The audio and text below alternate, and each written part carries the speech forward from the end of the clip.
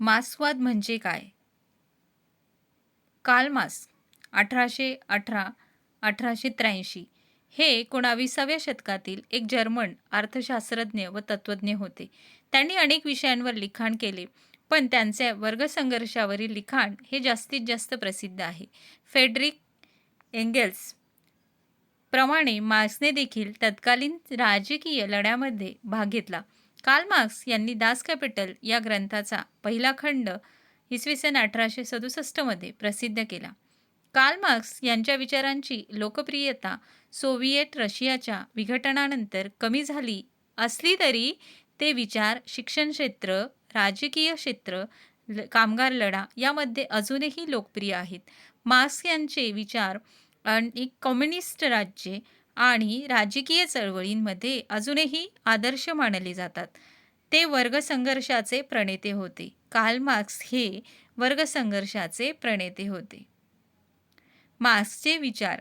Carl मार्क्सच्या शास्त्रीय समाजवादात द्वंद्वात्मक भौतिकवाद, ऐतिहासिक भौतिकवाद, अतिरिक्त मूल्य सिद्धांत, वर्गसंघर्ष, राज्यविहीन व वर्गविहीन समाज या साऱ्यांचा समावेश होतो. धर्मविचार. धर्म दुबळ्या माणसाला भ्रमक सुख, अभ्यासात्मक सुख देतो. त्याची ती गरज आहे, भ्रम आहे. धर्माच्या रूपाने व्यक्त होणारे दुःख हे एकच वेळी खऱ्या दुःखाचे प्रकृत रूप असते आणि त्याच वेळी तो खऱ्या दुःखाचा निषेधही असतो. धर्म हा दबलेल्यांचा, दीनदुबळ्यांचा आवाज असतो. धर्म हृदयशून्य जगाचे हृदय असते. धर्म ही निरुत्साही परिस्थितीलाही उत्साह असतो. धर्म लोकांची अफू आहे. खरे सुख न देता तो अफूसारखी गुंगी देतो. उत्पादन व्यवहार, उत्पादन शक्ती, उत्पादन संबंध, त्यांतील अंतविरोध, खाजगी मालकी, शासन संस्था, विचारसरणी, क्रांती इत्यादी मूलभूत संकल्पनांचा विचार करून मार्क्सने मानवाचा उत्पादन व पुनरुत्पादनाचा व्यवहार यांतील उत्पादन शक्ती व उत्पादन संबंध यांचे द्वंद्वात्मक नाते यांच्या आधारे इतिहासाचा तसेच त्यांच्या काळातील वर्तमानाचा अभ्यास केला. या अभ्यासातूनच त्याने निष्कर्ष काढला की मानवी इतिहास हा वर्गलढ्याचा इतिहास आहे व उत्पादन साधनावरची भांडवली खाजगी मालकी हे आजच्या सर्व प्रश्नांचे मूळ आहे. हेगेलच्या म्हणण्यानुसार मानवी मनात एक विचार निर्माण होतो, वाद. त्याच्यातील उणिवा किंवा अंतर्विरोध म्हणजे प्रतिवाद असतो. हेगेलच्या म्हणण्यानुसार मानवी मनात एक विचार निर्माण होतो, वाद. त्याच्यातील उणीव किंवा अंतर्विरोध म्हणजे प्रतिवाद असतो. वाद व प्रतिवादाच्या समन्वयातून सुसंवाद निर्माण होतो आणि ही प्रक्रिया अव्याहतपणे सुरू राहते.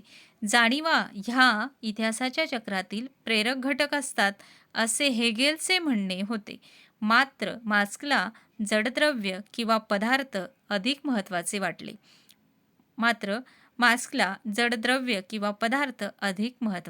वाटले. द्वंद्वात्मक भौतिकवाद. मार्क्सने विचारांऐवजी पदार्थ महत्त्वाचा मांडला. पदार्थ हेच मार्क्सचे अंतिम सत्य मांडले. आपल्या प्रतिपादनाच्या पृष्ठार्थ त्याने आधी भूमी पाहिल्यावरच माणसाच्या मनात बी पेरण्याचा विचाराला असा दृष्टांत दिला. दास कॅपिटल या ग्रंथात मार्क्स म्हणतो, हेगेलचे तत्त्वज्ञान डोक्यावर उभे असल्याचे पाहून मी त्याला पायावर उभे केले. दास कॅपिटलमधून मार्क्स म्हणतो, हेगेलचे तत्त्वज्ञान डोक्यावर उभे असल्याचे पाहून मी त्याला पायावर उभे केले. पदार्थ अस्तित्वात येतो, विकसित होतो, कालांतराने नष्ट होतो व त्यातून नवीन पदार्थ निर्माण होतो. द्वंद्व, परिवर्तन, विनाश, निर्मिती अशी प्रक्रिया सदोदित चालू राहते. द्वंद्व, परिवर्तन, विनाश, निर्मिती अशी प्रक्रिया सदोदित चालू राहते. जाणीव बुद्धी ही भौतिक जगाच्या प्रदीर्घ उत्क्रांतीची केवळ एक निर्मिती मात्र आहे असे भौतिकवादी म्हणतात. जाणीव बुद्धी ही भौतिक जगाच्या प्रदीर्घ उत्क्रांतीची केवळ एक निमित्त मात्र आहे असे भौतिकवादी म्हणतात. ऐतिहासिक भौतिकवाद. सामाजिक विकासाचा विरोध. विकासवादी भौतिकवाद तत्त्वज्ञानी वेगवेगळ्या मार्गाने जगाचा केवळ अर्थ लावला आहे, पण मुख्य मुद्दा आहे तो जग बदलण्याचा. मार्क्सने इतिहासाचा भौतिक अन्वयार्थ, इकॉनॉमिक इंटरप्रिटेशन ऑफ हिस्ट्री असा शब्दप्रयोग केलेला आहे. इतर संज्ञा फ्रेडरिक एंगल्सने रूढ केलेल्या आहेत. राज्याचा आधार पाशवी शक्ती हाच असतो. वर्गीय हित संवर्धनाच्या गरजेतून शोषकाने राज्याची निर्मिती केली. सर्वांचे कल्याण हा कधीच राज्याचा हेतू नसतो. राज्ये सर्वांच्या कल्याणासाठी नसल्यामुळे ती विलयाला गेलीच पाहिजेत. मार्क्सच्या मते हातांनी करायचे काम हे बौद्धिक कामापेक्षा अधिक महत्त्वाचे असते. उत्पादन ही सामाजिक अभिक्रिया आहे. तिच्यामुळेच समाज उदयाला आला. माणूस निसर्गतः सामाजिक आहे. उदारमतवादाच्या म्हणण्याप्रमाणे तो अन्वात्मक नाही, असे मार्क्सचे म्हणणे आहे.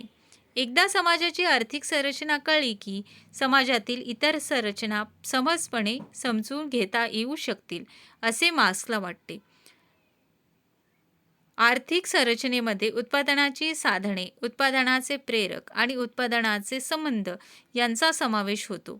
उत्पादनाच्या साधनांना उत्पादनाचे घटक अशी ही संज्ञा आहे. सरंजामशाहीत जमीन हा तर भांडवलशाहीत भांडवल हा उत्पादनाचा घटक असतो. सरंजामशाहीत जमीन हा तर भांडवलशाहीत भांडवल हा उत्पादनाचा घटक असतो. उत्पादनाच्या प्रेरकामध्ये उत्पादनासाठी कोणत्याही प्रकारचे बल वापरले जाते किंवा कोणत्या प्रकारची यंत्रसामुग्री किंवा तंत्रज्ञान वापरले जाते याचा समावेश होतो. उत्पादनाच्या संबंधामध्ये असलेले आणि नसलेले असे 2 गट येतात. या 2 गटांच्या हितामध्ये मेळ बसत नसल्याने वर्गसंघर्षास प्रारंभ होतो. इतिहासपूर्व अवस्था गुलाम बाळगणारा समाज, सरंजामशाही, भांडवलशाही आणि साम्यवाद अशा इतिहासाच्या 5 अवस्था मार्क्सने सांगितलेल्या आहेत. भांडवलदार ज्याप्रमाणे माणसाचे शोषण करतात त्याचप्रमाणे ते निसर्गाचेही शोषण करतात. नफा मिळवणे हा त्यांचा एकमेव हेतू असल्याने नफा कमविण्यासाठी ते माणसाचे शोषण करतात. त्याचप्रमाणे ते निसर्गाचेही शोषण करतात. शासनसंस्था, राजसत्ता हे प्रस्थापितांच्या हातामध्ये ठेवून समाजाचे परिवर्तन करता येणार नाही. मार्क्सला श्रमविभागणी मान्य आहे. अगदी प्रागैतिहासिक काळातही स्त्री, पुरुष आणि शिकारी व अन्नसंग्राहक अशी विभागणी असू शकते. मात्र विशिष्ट अशा प्रकारचे श्रम करणारा श्रेष्ठ आणि बाकी हलक्या दर्जाचे अशी परिस्थिती निर्माण होणे हे संघर्षाचे मूळ ठरले असले असे तो म्हणतो. उदाहरणार्थ सरंजामशाहीत बुद्धिजीवींची कामे ही श्रेष्ठ दर्जाची समजली जात होती. बुद्धिजीवी आणि गुलाम अशी विभागणी ही पहिली अनैसर्गिक श्रमविभागणी होती असे मार्क्स म्हणतो. प्लेटो आणि एरिस्टॉटल यांनी भौतिक श्रमाऐवजी तर्कबुद्धी श्रेष्ठ या भूमिकेचे समर्थन केले होते.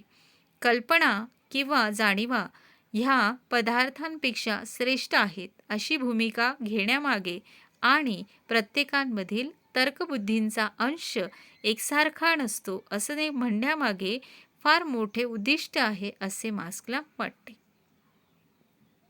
उत्पादनाच्या पद्धतीतील हिंसात्मक बदल म्हणजे क्रांती. उत्पादनाच्या पद्धतीतील हिंसात्मक बदल म्हणजे क्रांती.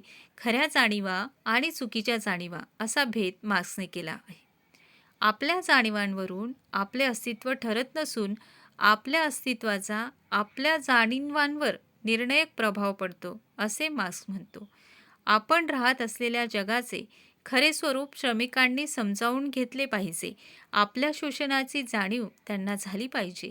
विचारप्रणाली किंवा धर्माच्या अफूने श्रमिकांची दिशाभूल होते असे मार्क्सला वाटते. प्राचीन काळातही समाज व जीवन यांच्याकडे मार्क्सवादी तत्त्व वापरून पाहण्याचे एक दृष्टिकोन. पुरातत्वाची ही एक वेगळी शाखा नसून पुरातत्वीय पुराव्यांचा अन्वयार्थ लावण्यासाठीची एक विशिष्ट सैद्धांतिक मांडणी आहे. मार्क्सवाद म्हणजे साम्यवादी विश्वक्रांतीचे कृतिशील पुरस्कर्ते आणि साम्यवादी क्रांतीच्या तत्त्वज्ञानाचे मूळ प्रणेते कार्ल मार्क्स 1818-1883 आणि त्यांचे सहकारी व सहलेखक फ्रेडरिक एंगल्स 1820-1895 यांनी प्रतिपादन केलेले विचार व तत्त्वप्रणाली होय. पुरातत्व मार्क्सवादाची तत्त्वे वापरण्याचे अनेक टप्पे आढळतात. पहिला टप्पा हा रशियात साम्यवादी बोल्शेविक क्रांती झाल्यानंतरचा असून तो सुमारे 1920-1960 असा आहे. या क्रांतीनंतर तयार झालेल्या सोव्हिएत महासंघातील पुरातत्त्वज्ञांना पुरातत्वीय अभ्यासात मार्क्सवादाची तत्त्वे उपयोगात आणणे भाग होते. उत्खननात मिळणाऱ्या वस्तू आणि आर्थिक सामाजिक संरचनांसंबंधी निष्कर्ष याची थेट सांगड घालण्यासाठी मार्क्सवाद पुरेसा आहे, अशी त्यांची ठाम समजूत होती. त्यामुळे प्राचीन काळातील विविध सामाजिक वर्गांच्या इतिहासाकडे बघण्यासाठी पुरातत्त्वीय सोडून इतर कोणत्याही पुराव्यांची गरज नाही, अशी त्याची भूमिका होती. प्रारंभीच्या काळात अशीच भूमिका घेण्यामध्ये ॲटर्मी सोखोस्व्हास्की 1902-1978 आणि बोरिस रिबाको 1908-2001 हे मॉस्को विद्यापीठातील पुरातत्त्वज्ञ अग्रेसर होते. सोव्हिएत महासंघातील पुरातत्वीय संशोधनावर व्लादिस्लाव रावडोनिकास 1894-1978 या लेनिनग्राडमधील सेंट पीटर्सबर्ग मार्क्सवादी पुरातत्त्वज्ञाचा मोठा प्रभाव दीर्घकाळ होता. कोणत्याही समाजाची रचना आणि वैशिष्ट्ये ही त्या समाजाच्या उत्पन्नाच्या पद्धतीवर मोड ऑफ प्रोडक्शन वर अवलंबून असतात, असे मार्क्सवादी विचारसरणीत मांडले जाते. त्यात उत्पादन संबंधी घटक, विज्ञान, तंत्रज्ञान आणि इतर सर्व मानवी आणि नैसर्गिक संसाधने आणि उत्पादनासंबंधी परस्पर संबंध म्हणजे उत्पादन करणारे उत्पादित वस्तूंचे सुलभ वितरण करण्यासाठीच्या साखळीतील घटक यांचा समावेश होतो. कार्ल मार्क्स यांनी इतिहासाकडे बघताना सर्वस्वी वेगळा दृष्टिकोन वापरला. त्यांनी ऐतिहासिक साधने वापरून उत्पादन पद्धतीशी निगडीत आर्थिक, सामाजिक रचनेचे अनेक प्रकार असतात असे सांगितले. भांडवलशाहीचा उदय होण्याआधी कोणताही वर्गव्यवस्था नसलेला व शोषण नसलेला प्राथमिक साम्यवाद प्रिमिटिव्ह कम्युनिझम, सरंजामशाहीतील गुलामी व शोषणावर आधारित उत्पादन व्यवस्था फ्युडलिझम आणि आशियातील उत्पादन पद्धतीवर एशियाटिक मोड ऑफ प्रोडक्शन आधारलेली सामाजिक रचना असे आर्थिक सामाजिक रचनांचे प्रकार अस्तित्वात होते. कार्ल मार्क्स यांच्या विचारसरणीला ऐतिहासिक भौतिकवाद हिस्टॉरिकल मटेरियलिझम असेही म्हणतात. मानवाचा इतिहास हा शोषण करणारे आणि शोषण केले जाणारे या दोन वर्गांमधील संघर्षाचा इतिहास आहे. मानवाचा इतिहास हा शोषण करणारे आणि शोषण केले जाणारे या वर्गांमधील संघर्षाचा इतिहास आहे आणि अशा संघर्षातूनच विकास होतो. हे विकासाचे तत्त्व डायलेक्टिक हा मार्क्सवादाचा मुख्य गाभा आहे. अखेर संघर्षातूनच शासनाची गरज नसलेल्या आणि कुणाचेच शोषण न होणाऱ्या सामाजिकदृष्ट्या समान असलेल्या व्यक्तींचा समाज निर्माण करणे हे मार्क्सवादाचे प्रमुख उद्दिष्ट आहे. पुरातत्वीय संशोधनात श्रमजीवी अथवा श्रमिक वर्गाच्या अभ्यासाकडे आणि वर्गसंघर्षातून घडणाऱ्या सामाजिक विकासाकडे दुर्लक्ष होते, कारण जगभरात सर्वत्र पुरातत्वीय संशोधन हे प्रामुख्याने मध्यमवर्गीय जाणीवांशी निगडीत आहे आणि ते बुर्ज्वा वर्गाच्या हातात आहे, असे मार्क्सवादी विचारांचे पुरस्कार करणारे तत्त्वज्ञ मानतात. मार्क्सवादी विचारात पाश्चात्य पुरातत्त्वमध्ये गॉर्डन चाइल्ड 1892-1957 या ब्रिटिश पुरातत्त्वज्ञाचे नाव अग्रणी आहे. त्यांच्यावर मार्क्सवादी सिद्धांताचा मोठा प्रभाव होता. विशेषतः प्रागैतिहासिक काळातील अर्थव्यवस्थेवर आणि राजकीय विचारसरणीवर परिणाम करणाऱ्या घटकांमध्ये उत्पादन संबंधी घटक हे सर्वात महत्त्वाचे आहेत, असे प्रतिपादन त्यांनी केले. तथापि सोव्हिएत महासंघातील मार्क्सवादी पुरातत्वीय सिद्धांतापेक्षा सामाजिक बदलाचे साधन कोणते असते त्याबद्दल चाइल्ड यांची भूमिका वेगळी होती. उत्पादन संबंधी घटक, विशेषतः तंत्रज्ञान आणि संकल्पना या अभिसरणाने पसरतात आणि ते सामाजिक व आर्थिक बदलांचे कारण असते, असे त्यांचे मत होते.